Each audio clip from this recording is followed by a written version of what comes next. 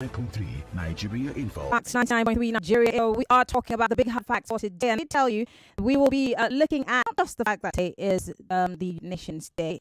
We're going to be looking at the humanitarian aspect of this conflict in Israel and in Palestine. And my guest is a diplomat, British diplomat. I have been told exactly how to address him while we're on air. He's joining us live from the United Kingdom. I'll just give a brief background on my guest before I introduce him. He has actually been a British diplomat 1970 to 2006, several years before the end of the apartheid in African Department of Foreign and Commonwealth in London.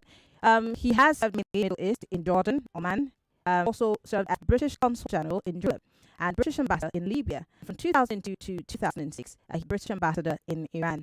Also speaks Arabic. I want to say, I've been to Nigeria once in 1982, just the year before I was born.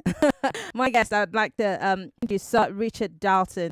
Thank you so much, Sir Darlton, for joining us. I'm so happy that you accepted when I asked. Thank you very much for the invitation. I look forward to our conversation. Great.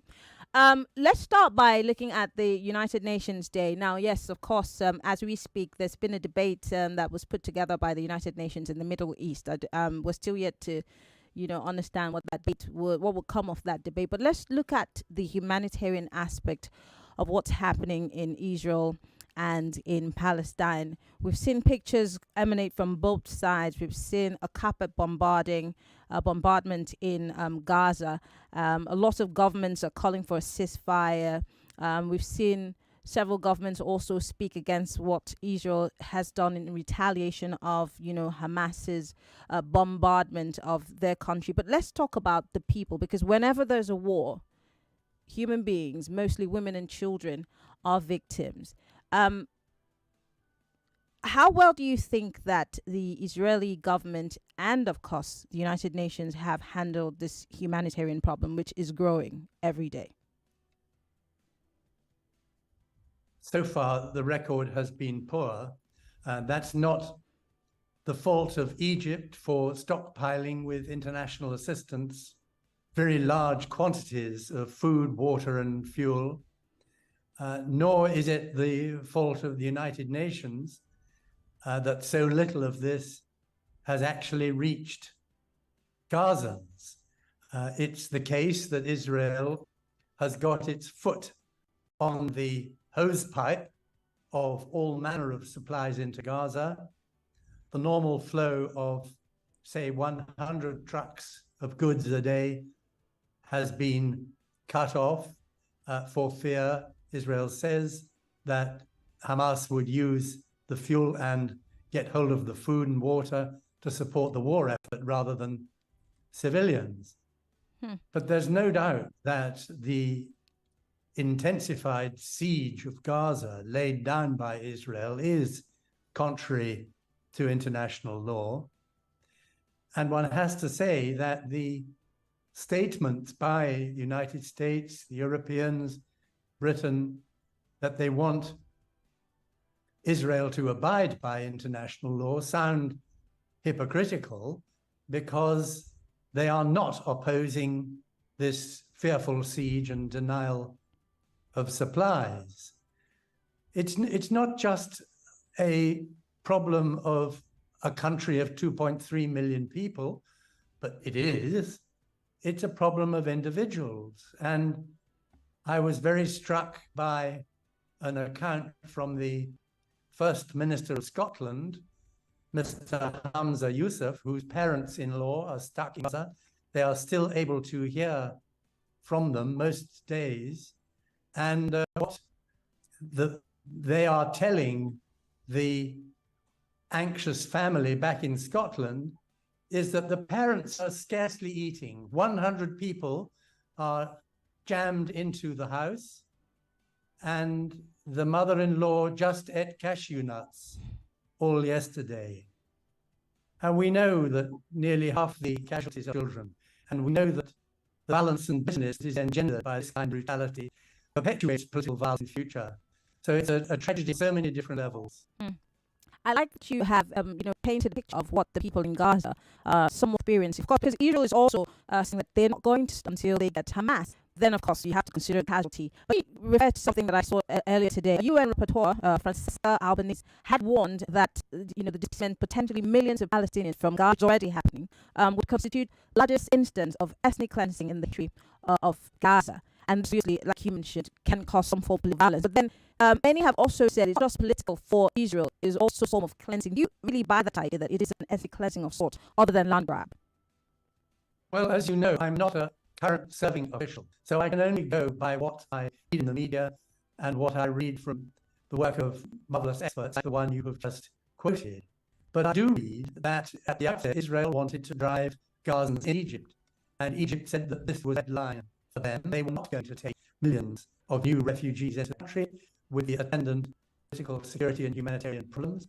And the Egyptian position was supported by Arab countries represented at the Cairo conference of leaders of governments last Saturday, in which the clear statement was made that there's no question of dispossession of the Gazans once more. Over 1 million are, of course, refugees from the ethnic cleansing of 1948, and they are right to refuse to go any further. And those who say that Israel has taken revenge and should now concentrate on negotiating the release of hostages, should permit a ceasefire and recognize this war aim of the elimination of any tendency to support organizations like Hamas, is actually unachievable. Those people are right. The United States, at the time when they started, held a hardline on what happened. The people in the Western media have continuously referred this as Israel being at war. And many people have said that this isn't necessarily a war because the people on the other are not fighting back per se. Then recently, the American government seems to be backtracking, saying what's happening in Gaza is terrible. Children being trapped under buildings. The pictures that we've seen, they're backtracking.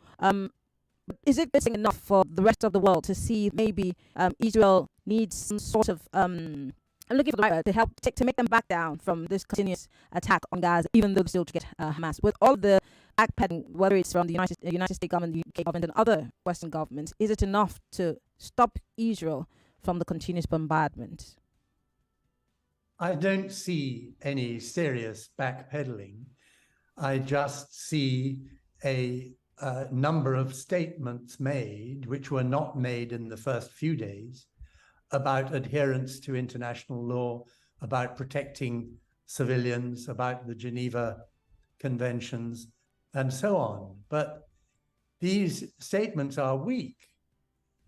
There may be stronger advice given to Israel in private, but if so, I fear it is coming too late.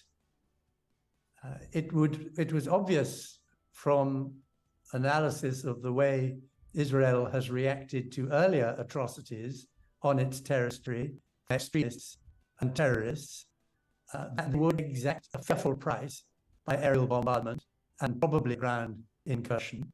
The messages of moral support and solidarity with Israelis on account of the fearful loss of 1,400 people in appalling circumstances, those statements of sympathy should have been accompanied with clear warnings from the start. So yes, we hear President Biden say, rightly, don't act in rage. We acted in rage. We made mistakes in Iran, Afghanistan. Be careful. But that came as afterthought. It wasn't central to US policy, and it still isn't, because the United States is giving Israel everything it could possibly want in terms of political support, money, weapons, and the presence of US military forces in the region. I believe myself that if the United States engaged in serious diplomacy about hostage release, then that is the right thing to do. We heard today from the Emir of Qatar, who is one of the intermediaries, perhaps the effective one with Hamas, that he's fed up and that enough is enough, and the brutality that is accompanying Israel's revenge and desire to destroy Hamas is unacceptable. But why should Qatar support the effort to negotiate the release of hostages in such circumstances? That seems to be the question he has posed. And what would be your, for example, if you were still serving Diplomat, which you have several years, I must say that, what would you rather this situation be handled? Because we're looking at human beings here. We're not just talking about a war blindly. We're looking at the lives that have been lost, more on one side than the other. And we're not in any way saying that one life is better than the other. All lives matter. But if you were on that table, that negotiation table, or you're playing the real game, say for the Prime Minister or the United Nations or whatever, how would you rather that this issue be handled now? Because we can't go back to the beginning. It's where we are now. How would you rather it be handled? Well, if you don't mind, I'm going to step back a little and go back in time to help explain the answer that I give to that question. Okay. I believe that the vision which the Allied leaders had in 1944 and 1945 of a United Nations organization was the right one.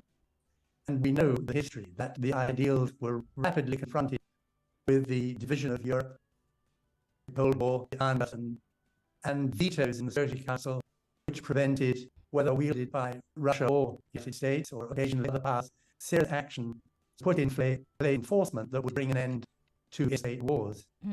But it remains the best hope that we have.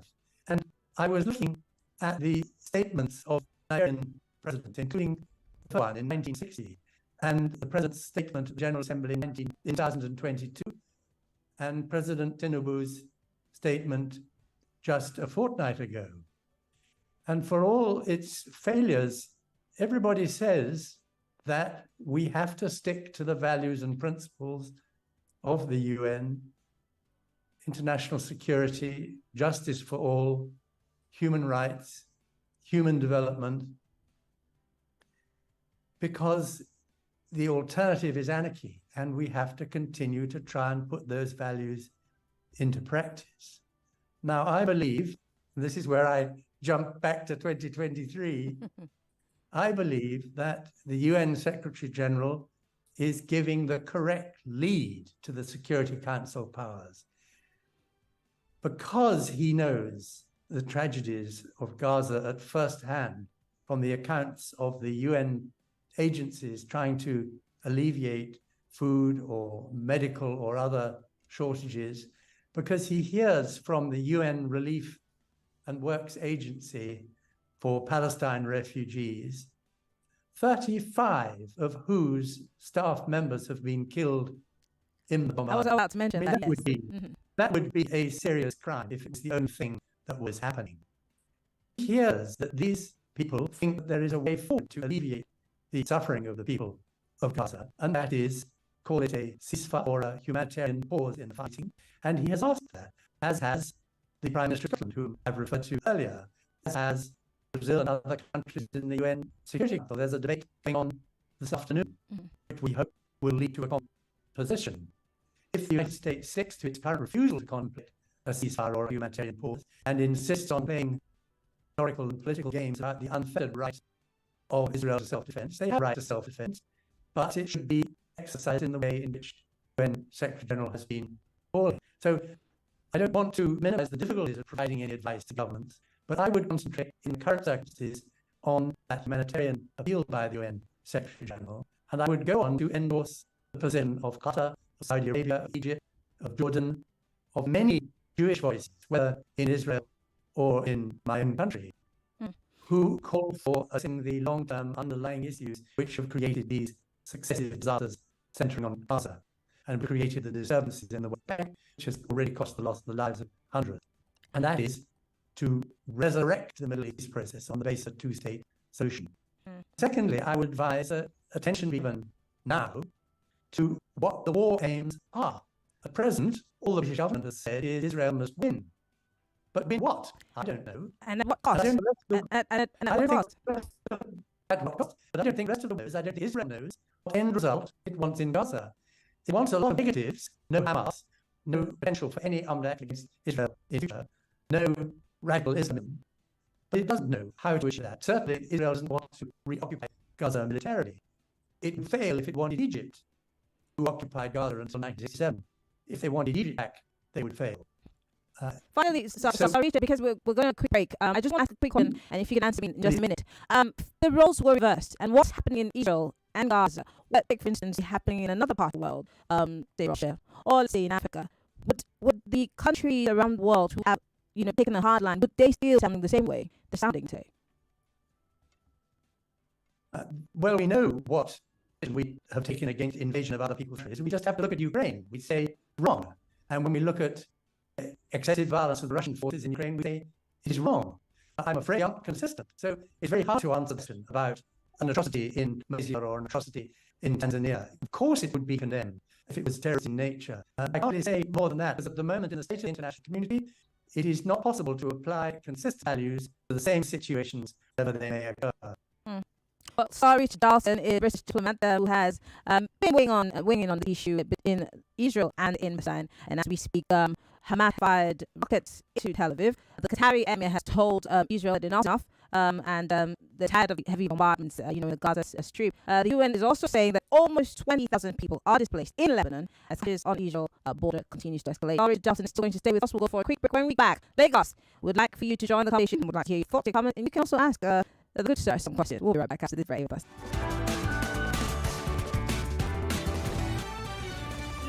Parents and guardians, gather here because I've got a switches for you. So I'm here to tell you that the closing date of the to DeFi debate audition has now been extended. Yay! So secondary school students age of 13 to 16 can now complete the grand prize of 1 million naira. Now, registration is ongoing. So are you old? Are you household? Do you really have what it takes? And if your answer is yes, make sure you enter for membership because registration will now end Friday, October 27th. To register, visit our website at www.nigeriainfo.fm. That is www.nigeriainfo.fm. Click the I beg to differ banner on the homepage. Complete the registration form. Do not forget to upload 4-minute audio recording of yourself, 2 minutes arguing favor, and 2 minutes arguing against. Successful candidates will be contacted via email. Again, visit nigeriainfo.fm and click the I beg to differ banner on the homepage to begin your registration. I wish you good luck. This is an infomercial.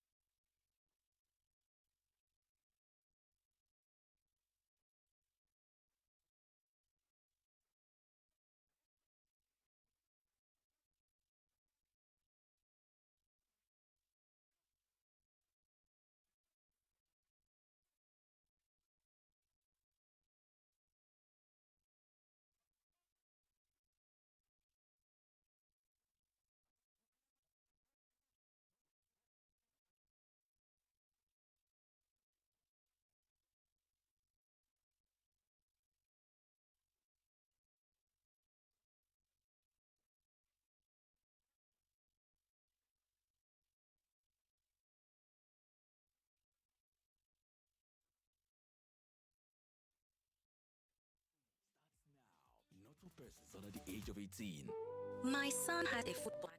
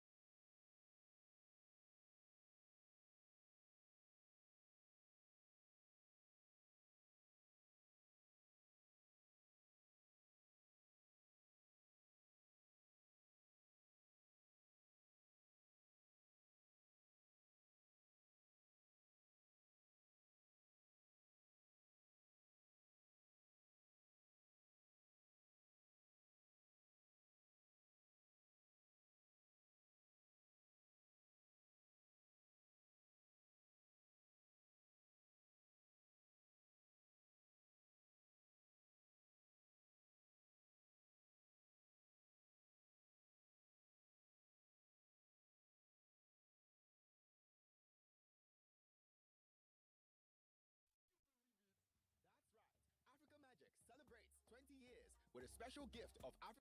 Every day.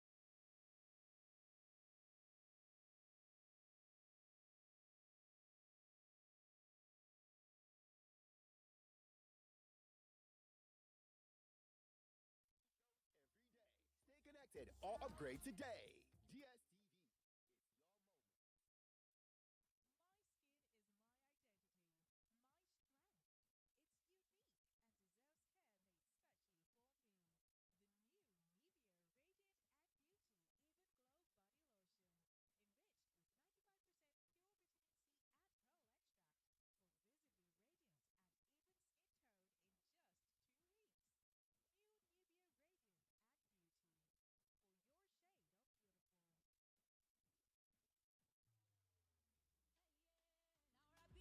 With your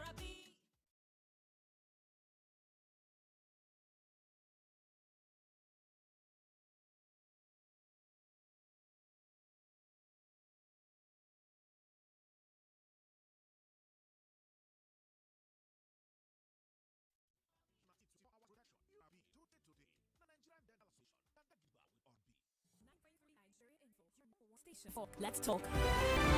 Credible Johnson, bridging the gap between people and those in authority. With our act, we're sure to get the facts. Tune to High Five with me and Okon on 99.3 Nigeria 4. Welcome back from that break. We still have Sergeant Darlton. He is a British diplomat, and we have been talking about the humanitarian aspect of happening in Israel and in Gaza. And he's given us some interesting background, of course, of what's happening. And before we went on that break, to about if the roles were reversed, if, the world would react to this differently. But then let me. So, Darlton, thank you very much for staying on the line. We appreciate it. I'd like to also note that as we speak, 1.4 million Palestinians are now homeless, which has become yet another humanitarian problem on our hands. Now, just recently, the world had to deal with the Afghan problem, where a lot of people were running away from Afghanistan. Even countries like Uganda had to some people from Afghanistan. And so, is this going to also be yet another humanitarian problem for the rest of the world to have to deal with? I don't think large numbers will try to leave Gaza unless Israel carries out a scorched policy and literally bombs Gaza to bits. But even then, having been made refugees in 1948 or perhaps in 1916, there is deep-rooted feeling against being removed one time. Gaza may be a very difficult place in which to live, but it's still home, still their territory. It's part of the 20% or so of the original territory of Palestine before 1948, which means to the 5 million Palestinians of that region. So maybe citizens of other countries will wish to come out, and we know there are lots waiting at present for Rafah crossing into Egypt to be opened once more so that they can leave. And maybe some lucky young people will be permitted by Israel to take up scholarships or emigrate to other countries. But there won't be a mass movement of people out of Gaza, I believe, provided Egypt maintains its current stance. Talking about Israel and bombings, I'd like to quote an Israeli army spokesperson, Daniel Hagari. He said, and I quote, "We're dropping hundreds of tons of bomb Gaza. Focus is on destruction, not accuracy." Prime Minister of Israel, Benjamin Netanyahu, I quote him, said, "We will turn Gaza into an island of ruins." Ariel Howard is an Israeli politician of the Likud party. He said on October 7 on his Twitter handle, "Now there is only one goal, Nakba, which is expulsion of the Palestinians. And in Gaza that will dwarf the Nakba of 1948. Would you care to respond again? Because you're saying there might not be mass movements out of Palestine. With these kinds of statements coming from Israel, that might actually be the case at the end of the day. If you'd exclude it, you are right. I understand where those statements came from. They came from the rage and fury and fear. Really, this is the worst attack that they have experienced in the life of the state, other than the wars of 1973 and So Richard, are you still there? I think the world will let it happen. Okay. I do think there would be mass intervention to prevent literal carrying out by Israeli forces of this early attack by Israel. Well, later I want to bring you in conversation. Sorry, Richard Darlton still here with us for the next few minutes. If you can comment, you have questions, keep it very short, straight to the point. 0700 939. With that, the number for you to call. If you're ready, call 01465 I'd like to hear from you. Hello, welcome to Hard Facts. Hello, Miriam. How are you? I'm fine, thank you. You have 30 seconds. Just quickly go to the point. You have on the line. All right, Jane, go ahead. My question now, how complicated is this decision? Given the fact that today, the capital of Israel is Jerusalem, according to what I see, Donald Trump and the Democratic-led party of Biden, they're not on the same page. So today, the capital of Israel is Jerusalem. And the whole world agrees to have, Jason, 3 seconds is over. Because of this decision. So how complicated is it? Given the fact that Donald Trump is like the next president. Okay. Because of the president of Biden. All right, so Richard, if you dare his question, he's asking how complicated the two-state solution is, and being that Donald Trump, former American president, had declared Jerusalem, the capital, but then, of course, the Democrats in the United States are not on the same page, whereas the Republicans on this one. So what's it going to be if Donald Trump then becomes president after the elections next year? I think he will be elected by the American people, but as you say, we can't rule it out. Implementing the two-state solution is intensely complicated and are miles away from it at present. My view is that in the history of this awful problem between two peoples struggling for their right on one small piece of land, the Palestinians have been more sinned against than sing, and that if we in the outside world mean what we say about equality of rights, people being in security and justice with their human rights, then we've all got to put our bilateral relationships with Israel on the line so that they end the policy of recent years, which was described in an editorial on the 8th of October by the Israeli newspaper Haaretz as policy of exclusion and dispossession directed against the Palestinians. We've got to put our bilateral relationships with Israel on the line so that that policy is withdrawn. Okay. I don't know if I have much time. Let me see if I can take one question and then we'll wrap things up. Hello, please turn off your radio. Yeah, you have done it. Yeah, Miriam. Go ahead, you have 30 seconds, yes. Let me just ask the diplomat there. What really happened? Why Hamas started the onslaught? Was there any problem before? Because people out there don't even know. It was Hamas that killed children first, women, burned them alive, to the cellar in Israel. 1,400 of them. Okay. But many people out there now are not looking at Israel. What they retaliating the same children. Your 30 seconds is over. Thank you for calling. So Richard, he's trying to understand what Israel's crime is before now. If you can, in 50 seconds, just summarize it for us. Israel's crime is not accepting the internationally recognized borders of Israel, so-called Green Line, the 1967 lines, in which there is Israel proper and then there is occupied territory. Their crime is not being bound by that line and insisting on seeking to take over, annex territories that should not and do not belong to them. Hence, the uprising and then, of course, Hamas. So, Richard Darlton, amazing conversation we had. I wish we go on and talk about, the cause of all of this back in 1948 and way down. But I think that you've done justice to the conversation. I appreciate you. For those of you who do not know, Richard Darlton is a British diplomat, and he's been a diplomat from 1970 to 2006. I'll just give you a few places he's worked. He's worked in Jordan. He's worked in Oman as British Consul General in Jerusalem. He's been British Ambassador to Libya, and from 2002 to 2006, British Ambassador to Iran. Thank you so much, Sir Darlton, for coming on Hard Facts. We really appreciate it. Thank you very much for inviting me. Thank you. Well, ladies, that's our show today. I want to thank our guests for coming on the show. We've got a little, let's say 50 seconds last lecture from the British diplomat there on what Israel's crimes in all of this, because a lot of people have been asking. Those who like to read, like me, do some digging, study what happened in Palestine before there was a state of Israel, and what's happened 70 years down the line, and you know why we're here today. Nobody's saying that what Hamas has done is good, but then we're looking at lives lost on both sides. My name is Mary Anna. Thank you for being for the conversation. 1 million stretch mark products, 9 mark, but you trust the government will carry better like you. That's why I cover buy your oil and they use them every day. All these stars, stretch marks, and skin bone. Buy all the people inside all the big shops there. Hamas is waiting here. 99.3 Nigeria Info. We are more than just radio. Subscribe to our YouTube channel at Nigeria Info FM. Check us out on Facebook at Nigeria Info 99.3. Follow us on Twitter at Nigeria Info FM and Instagram at Nigeria Info.